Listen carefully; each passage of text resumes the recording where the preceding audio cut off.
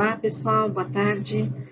Hoje, então, eu vou fazer uma apresentação breve sobre o ambulatório da neurologia vascular, como ele funciona e dar algumas orientações para vocês aí para os próximos 2 anos da residência de neuro.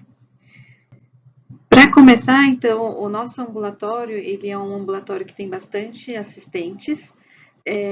Acho que vocês já me conhecem, meu nome é Vivian, eu sou atualmente coordenadora do ambulatório. O nosso chefe, que sempre foi o chefe do ambulatório, a gente ainda também se refere a ele como chefe, porque é o grande também pesquisador do ambulatório, é o Dr. Rubens Gagliardi, que é o fundador, inclusive, do ambulatório. A gente também tem como assistentes o Dr. Ibsen, Dr. Gustavo, que também são do pronto-socorro. A doutora Daniele, também assistente do ambulatório, inclusive também é a chefe do ambulatório de neurosonologia, que acontece em conjunto com o nosso ambulatório. A gente também tem de assistentes o Dr. Rony, que também fica no pronto-socorro, Dr. Eduardo, que também, além da neurovascular, também é da neurosonologia, e a doutora Marina Marques, que atualmente está fazendo pesquisa fora, mas deve retornar, também é nossa assistente tanto no ambulatório de neurovascular, quanto também no ambulatório de neurosonologia. O ambulatório de neurovascular é também conhecido como ambulatório de doenças cerebrovasculares, é um ambulatório que é bastante ampla a atuação dele. Nosso carro-chefe é o acompanhamento de pacientes com AVC, seja ele AVC isquêmico ou hemorrágico, investigação desses AVCs, determinação da melhor profilaxia para esses pacientes, mas a gente acompanha também aqueles casos de ataque isquêmico transitório, pacientes com tromboses venosas cerebrais, MAVs, fístulas, aneurismas e assim por diante. Então, a gente tem uma atuação bastante ampla. O horário do início dos atendimentos é às 8 da manhã, e como vocês já devem ter ouvido falar, é um ambulatório bastante cheio. A gente sabe que é um ambulatório cheio, mas não existe dúvida de que vocês saem muito preparados para tratar especialmente os AVCs, que são muito frequentes, né? É também um dos carros-chefes da neurogeral. Então, como um bom neurogeral, você tem que saber realmente atender e promover o melhor tratamento para esses pacientes. Então, a gente tem um ambulatório cheio, mas é um ambulatório que promove muito aprendizado nesses quadros.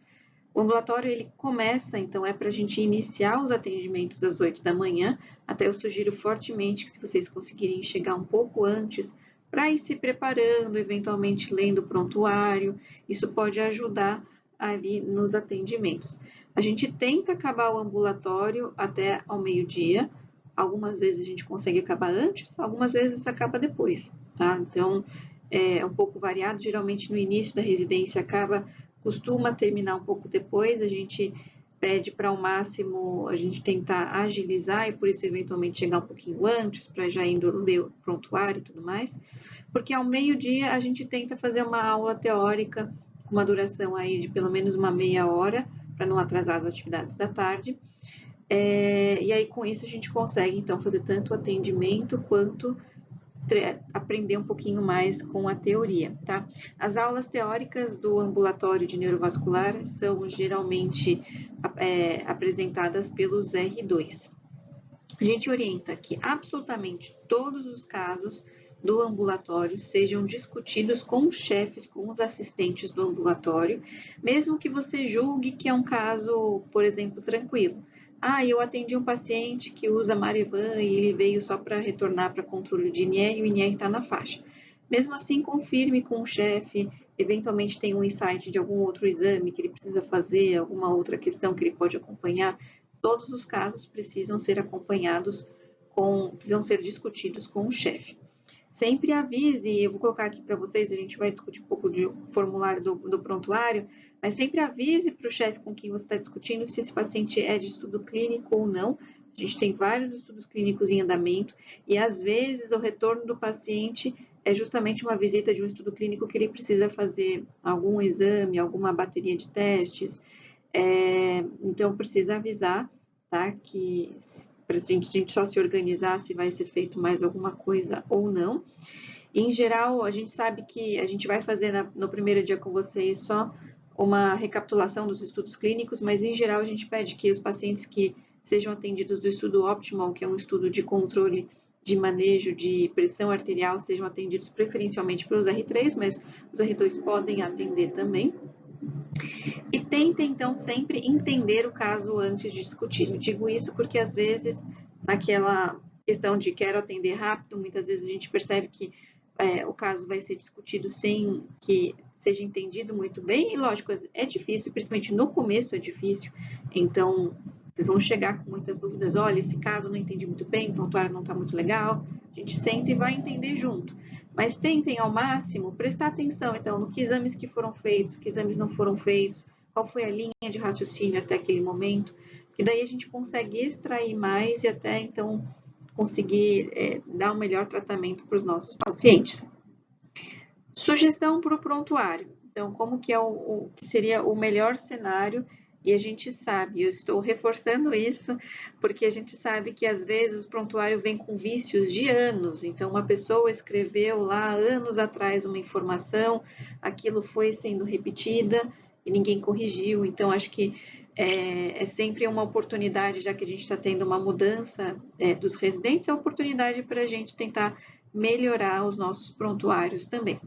Então, o prontuário, a gente sempre começa ali colocando, e eu coloquei aqui, se é de estudo clínico ou não, porque a gente tem vários, e aí já fica muito claro que você está lidando com um paciente ou que foi de um estudo, ou que está participando, porque aí você vai, então, levar isso para discussão.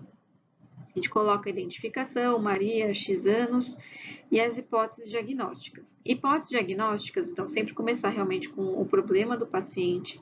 É um AVC isquêmico com ictus em tal data, é importante a gente saber a data. Se o paciente fez alguma terapia de fase aguda ou não, então, o paciente foi trombolizado, o paciente fez trombectomia, não foi feito nada. E aí, a etiologia daquele AVC ou daquele evento, se está definida ou não. Então, a gente coloca geralmente lá etiologia, em investigação, etiologia, classificação de Toast cardioembólico. Aqui eu vou pedir para vocês uma atenção máxima, porque a gente sabe, e é uma coisa que a gente tem batalhado nos últimos anos, que muitas vezes a etiologia no prontuário ela está um pouco equivocada. Então, isso surgiu e eu não entendo porquê, mas é uma coisa que eu faço questão de falar para vocês que a gente precisa melhorar no prontuário, é a anotação de etiologia. Então, muitas vezes eu encontro, e o erro maior que eu encontro é aterotrombótico provável, e a gente vai ver que classificação de Toast não tem provável, ou é ou não é. Não é porque o paciente ele tem um fator de risco importante cardiovascular que eu vou falar que ele é aterotrombótico sem ter uma causa definida, tá? A gente vai ver aqui a classificação de Toast, só para ficar claro para vocês já começarem sabendo como funciona essa classificação. A gente vai descrever os antecedentes pessoais, então, paciente diabético, etilista, usuário de maconha recreativa, todos os antecedentes, as medicações que ele usa atualmente, o que foi definido de profilaxia secundária, antiagregante, estatina, anticoagulante ou anticoagulante, se o paciente faz terapia de reabilitação, se tem alergia e vícios, como eu já falei. Então, como a gente falou da classificação de Toast, acho que é importante a gente lembrar. Com certeza vocês já ouviram falar na classificação de Toast. Ela não é a única classificação para AVC isquêmico, mas ela é a classificação mais utilizada, tá? A classificação de Toast, ela é muito utilizada, especialmente também para pesquisas clínicas, porque é uma classificação muito simples. Então, é a classificação que a gente realmente adota, porque ela é mais tranquila de ser utilizada no dia a dia, e a gente consegue, então, ter um panorama de qual foi a causa do AVC daquele paciente. Como que se divide a classificação de Toast? A classificação de Toast ela é dividida em 5 grandes grupos, né, de causas etiológicas para o AVC, que incluem os AVCs por aterosclerose de grandes artérias, os AVCs cardioembólicos, os AVCs por pequenos vasos, os AVCs por outras causas determinadas e os AVCs de etiologia desconhecida. E a gente vai passar um por um aqui. Então, como que a gente vai considerar, o que a gente vai considerar a primeira classe, subdivisão do TOAST, que é a aterosclerose de grandes artérias? Basicamente, vão ser aqueles pacientes em que a gente vai ter uma estenose significativa, acima de 50%, ou uma oclusão de uma artéria ou de um ramo arterial intracraniana, de etiologia presumidamente aterosclerótica, que seja responsável por aquele AVC. Então, eu tive um paciente com um AVC de cerebral média esquerda e na carótida interna esquerda eu vejo que tem uma estenose acima de 50%, 60%. Então, provavelmente é realmente um TOAST, um AVC de etiologia aterosclerótica, tá? De novo, não existe aterosclerose, não existe TOAST possível, presumido, ou é ou não é.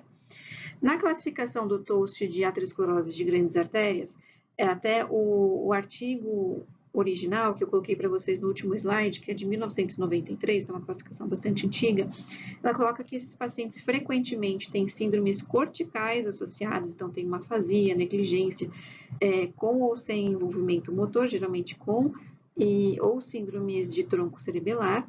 O paciente frequentemente tem um AIT, um histórico de AIT ali antes de ter o AVC propriamente dito, e nos exames de imagem a gente vê isquemias corticais de tronco cerebelares com um diâmetro maior do que 1,5 centímetro, tá? Então essa é a classificação por aterosclerose de grandes. A gente vai ter também.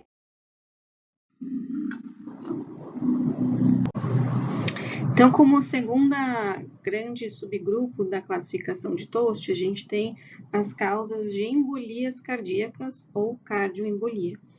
A classificação de TOAST ela tem essas duas tabelas que dividem as causas cardioembólicas em causas de maior risco, como carro-chefe, fibrilação atrial, que a gente vê muito em população mais idosa, como também os de médio risco, tá? E é super importante, a gente vai discutir isso aí ao longo do ambulatório, o tratamento específico dessas causas, tá? Geralmente, nos AVCs cardioembólicos, a gente tem síndromes clínicas e radiológicas semelhantes ao aterosclerótico, que às vezes o que às vezes é diferente é que muitas vezes o cardioembólico a gente tem embolias em vários territórios diferentes e o aterosclerótico sempre naquele mesmo território, mas isso não é critério diagnóstico para cardioembolia. Então, para cardioembolia, a gente tem que ter a evidência daquele fator ali cardioembólico. O terceiro subgrupo é o AVC lacunar, ou também chamado de AVC por isquemia de pequenos vasos, tá? Então, o AVC lacunar, classicamente, ele tem síndromes clínicas bastante claras. Então, a síndrome lacunar clássica pode ser uma síndrome motora pura, uma síndrome sensitiva pura, uma síndrome sensitivo motor, uma síndrome de ataxia, clumsy hand, isso a gente vai discutindo aí no ambulatório. Esses pacientes, eles não têm evidência de déficit cortical, eles costumam ter, então, fatores de risco cardiovasculares, como hipertensão e diabetes, e o que é muito claro na imagem é que a gente tem lesões de tronco ou lesões subcorticais com um diâmetro menor do que 1,5 centímetro pela classificação de TOAST. Isso muda de acordo com a classificação que a gente usa, tá? É muito importante a gente descartar outras causas dos AVCs lacunares. A gente sabe que causas embólicas, seja por aterosclerose, seja fonte cardíaca, podem levar a embolias do padrão lacunar ali, então um diâmetro menor do que 1,5 centímetro, então é importante a gente investigar também outras causas. Quarto subgrupo da classificação de TOAST são aquelas etiologias já definidas, como pacientes que têm trombofilias, dissecção e assim por diante. Então, a gente já tem uma causa que não entra, não é contemplada naquelas outras 3 subgrupos e que a gente definiu como causa para aquele paciente. E o quinto subgrupo são aqueles AVCs, então, de causa indeterminada, seja porque a gente tem uma investigação incompleta, a gente ainda não conseguiu fazer todos os exames, porque esse paciente a gente fez a investigação e ele não tem uma causa conhecida, que a gente chama de AVC criptogênico, ou porque o paciente a gente encontrou duas causas, aquele paciente que tem uma aterosclerose maior do que 50% e tem uma fibrilação atrial, por exemplo. Então, duas causas ou mais a gente coloca como causa indefinida. E assim a gente consegue definir, então, qual é a classificação do TOAST.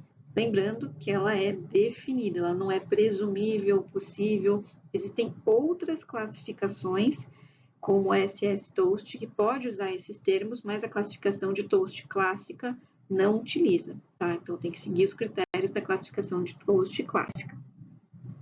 Voltando para o prontuário, então, a gente estava falando da identificação do paciente e descrição ali de todos os fatores de risco e tudo que a gente falou. A gente vai passar, então, realmente para evolução, né? Então, a gente vai descrever como foi a história do evento cerebrovascular.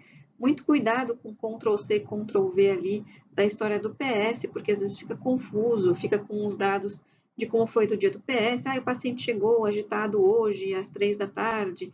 E aí, ponto de vista assim, de cronologia, às vezes fica meio perdido. Então, tentem resumir como que foi o primeiro evento ali que o paciente teve cerebrovascular, então a data, o dia que ele passou em primeira consulta no ambulatório, qual foi o motivo, a queixa do paciente, o que já foi feito para ele de tratamento ou não. E daí, na evolução, a gente vai tentar descrever quais foram os achados atuais, então, as queixas que o paciente tem, o que mudou, que tem de repercussão eventualmente de funcionalidade, que a gente vai avaliar no exame físico, pelo NIH, o exame neurológico e a escala de ranking que eu vou mostrar para vocês.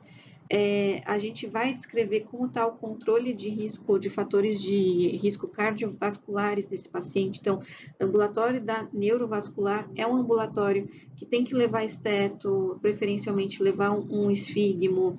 A gente sempre vai checar a pressão arterial desse paciente, vai checar frequência cardíaca e vai descrever isso. Então, hoje ele está controlado, hoje ele não está controlado. Como que tem sido o perfil lipídico, tem feito exames ou não, isso a gente vai descrever no prontuário. Exame físico geral, então a gente sempre descreve, como eu falei, pressão arterial, avalia a frequência cardíaca, será que ela está rítmica, será que tem algum indício de alguma arritmia.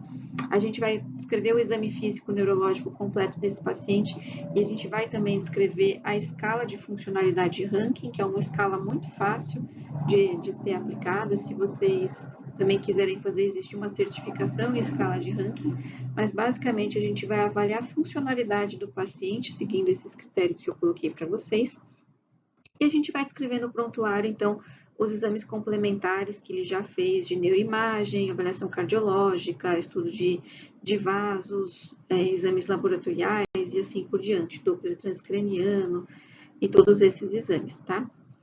Planejamento e conduta desses pacientes, então, para terminar o prontuário, a gente vai descrever, então, qual foi a nossa impressão. É um paciente que teve um AVC isquêmico, ele tem melhora, ponto de vista de etiologia, o que a gente encontrou. E aí, realmente, assim, se der, o ideal é a gente tentar deixar isso mais claro até para o colega que vai ler na próxima consulta. Então, profilaxia secundária. O paciente teve um evento em uso de AS, portanto, optamos por trocar o AS por dupla antiagregação ou clopidogrel, por exemplo. O paciente tem indicação de estatina de alta potência, com todos os AVCs, mas ele tem uma questão social que não consegue pegar a medicação, uma atorvastatina, e, portanto, optamos por manter com simvastatina X miligramas. A gente vai descrever. A investigação etiológica. O paciente está aguardando fazer o eco, o Holter entrega um pedido para fazer ultrassom de carótidas no posto, por exemplo. Controle de fatores de risco. Oriento fazer aferições de IPA, ajusto antihipertensivos. Vocês vão ver que no ambulatório de neurovascular é um ambulatório que a gente tenta ajudar o paciente, então a gente sabe que o SUS é difícil, então a gente vai ajustar antihipertensivo, muitas vezes a gente ajusta medicações para diabetes e assim por diante, tá? E plano de reabilitação, e reabilitação é ótimo que a gente tem, inclusive, uma pessoa da fisioterapia que fica no ambulatório com a gente, mas a gente coloca o plano. Então, vai manter a fisioterapia neurológica na Santa Casa, na UBS, quantas vezes por semana, encaminho para acompanhamento com a fono, psicologia, nutrição e assim por diante, tá? Eu aproveito e agradeço também a residente Maria Clara, que me ajudou também a lembrar de todos os pontos que a gente pode melhorar do prontuário ali do ambulatório. E com essa eu termino. Espero que vocês aprendam bastante no ambulatório, que seja muito proveitoso e que a gente consiga também ajudar bastante os nossos pacientes. Sejam todos bem-vindos.